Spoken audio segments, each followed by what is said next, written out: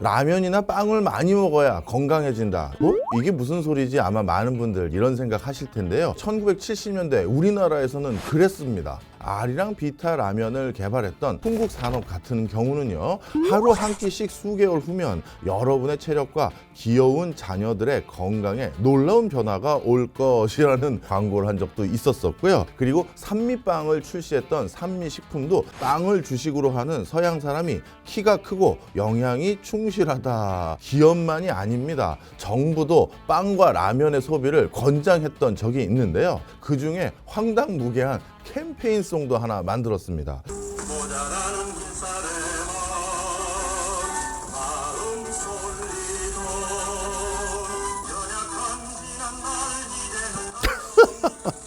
솔리도 연약한 지난날 이제는 안녕. 대한민국 전체가 밥 대신 라면과 빵을 먹으면 몸이 건강해진다고 성화를 부렸던 그 시절, 도대체 왜 그랬을까요?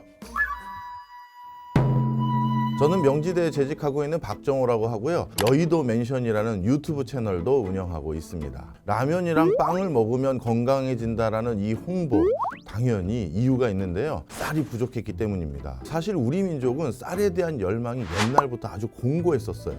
어찌 보면 조선시대부터 많은 사람들이 먹고 싶었던 가장 주곡은 쌀이었습니다.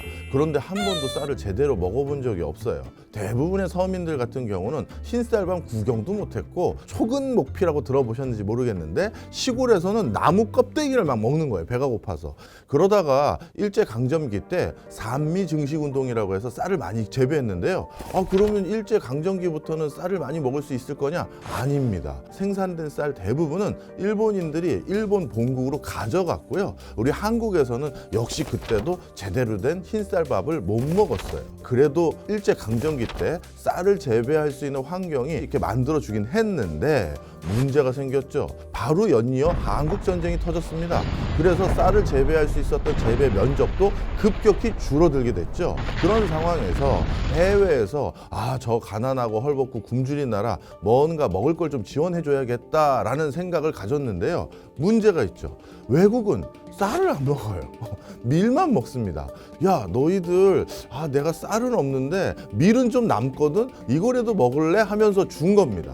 그래서 쌀 대신 밀가루로 만드는 음식들을 권장하기 시작한 것이죠. 이렇게 밀 소비를 장려하는 운동 이름이 있습니다. 혼분장려 운동이에요. 혼식, 다른 보리나 콩이나 이런 것들 섞어 먹어야 된다. 분, 여기서 분자는 가루 분자입니다. 밀가루로 만든 음식들을 주로 먹어라 라고 해서 혼분식 장려 운동 이렇게 부릅니다. 그 당시에는 좀 국가 분위기가 좀 권위적이었었죠. 뭐든지 검사를 합니다. 선생님이 학생들에게 자, 오늘은 도시락 검사할 거니까 다 도시락 꺼내.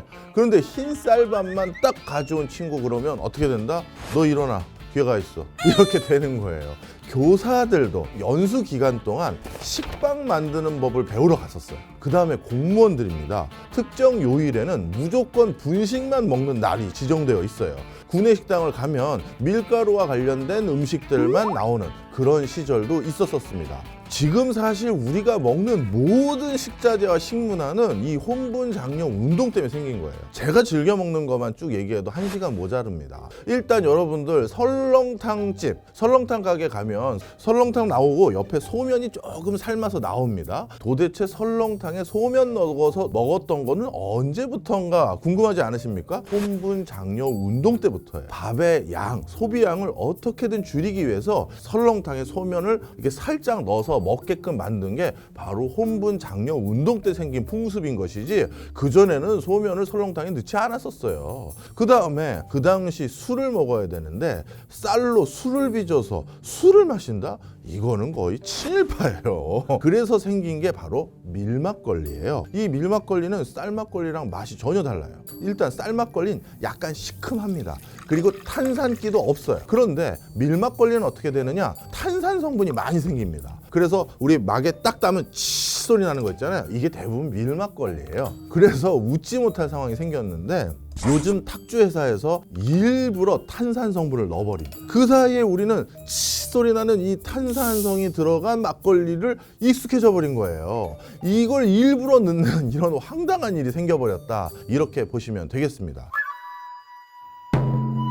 혼분 장려 운동을 했었어도 우리나라 국민들의 쌀 사랑은 여전했습니다. 그러다 보니까 정부 입장에서는 어떻게든 쌀을 대량 생산해야 될 입장에 놓여져 있었습니다. 우리나라에서 주로 재배되는 쌀은 좀 찰지면서 탄력이 있죠. 그런데 이 쌀의 단점이 있어요. 단위 면적당 생산량이 조금 떨어져요. 그런데 인도 사람들이랑 베트남 사람들이 주로 먹는 그 쌀들이 단위 면적당 생산량이 굉장히 좋아요. 그래서 농진청에 서울대 농대 교수인 허문회 교수가 찾아옵니다. 우리나라의 쌀 재배량을 극단적으로 늘릴 수 있는 새로운 품종을 개발해야겠어. 그리고 나서 만든 쌀이 뭐냐? 통일벼라고 이름을 불린 겁니다. 쌀 생산량은 비약적으로 늘었어요. 이제 1970년대 후반부터는 보릿고개라는 용어가 일단 사라졌어요. 그 다음 80년대부터는 흰쌀만 먹어도 아무도 뭐라고 안 되는 시점으로 바뀐 것이죠. 이 시도를 기념한 흔적이 우리나라 동전에 남아 있습니다. 50원짜리 동전에는 뭐가 인쇄되어 있죠?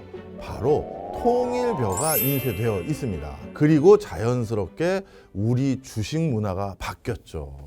바로 혼분 장려 운동 때문에 그냥 입맛이 바뀌어버린 거예요. 여러분 하루 세 끼 중에 공깃밥 하나도 안 먹는 날도 있으시죠? 아침에는 빵 먹고 나가는 사람 즐비하고요. 저녁 때는 피자나 다른 거 먹는 분들이 많아졌어요.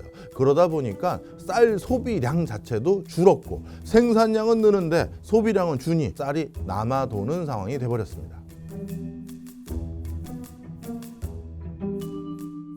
그런데 이제 우리나라는 이미 주식이 쌀이 아니라 거의 밀로 바뀌었다라고 해도 과언이 아닌데 이 밀을 우리가 전량 거의 해외에 의존하다 보니까 여러 가지 대안을 찾아보자라는 노력들이 나오고 있는 것입니다. 그래서 최근 이슈가 되고 있는 쌀의 품종이 있는데요. 이름하야 가루쌀입니다. 즉 밀가루를 대신한 쌀가루용 가루쌀이다 이렇게 보시면 되겠습니다. 바로 그 가루쌀로 만든 내용들이 지금 제가 가져온 요겁니다. 요 빵이 가루쌀로 만든 빵이고요. 이 피칸파이 이것도 가루쌀로 만든 파이입니다. 자, 그러면 이쯤 돼서 먹어봐야겠죠. 앞으로 먹는 것만 주로 했으면 좋겠습니다.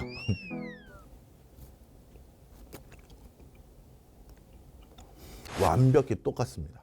이게 빵이 이렇게 스폰지처럼 이렇게 쫀득쫀득한 맛이 있어야 되는데 그것도 똑같습니다. 이번에는 파이를 한 입 베어 먹어보겠습니다. 전 피칸파이 좋아하거든요. 그래서 많이 사 먹는데 완벽히 똑같아요. 이제 50원짜리 동전은 가루쌀로 바뀔 것 같습니다. 가루쌀 이제 시작인 것 같습니다. 이 가루쌀은 제2의 통일벼와 같은 성과 만들어낼 수 있을까? 저는 통일벼보다 좀 더 기대해봐도 되지 않을까? 조심스러운 기대감 갖게 만드는 것 같습니다. 여러분도 가루쌀로 만든 면류, 그 다음에 빵류 많이 소비해 주셨으면 하는 바람입니다. 그렇다면 이만 들어가시지요.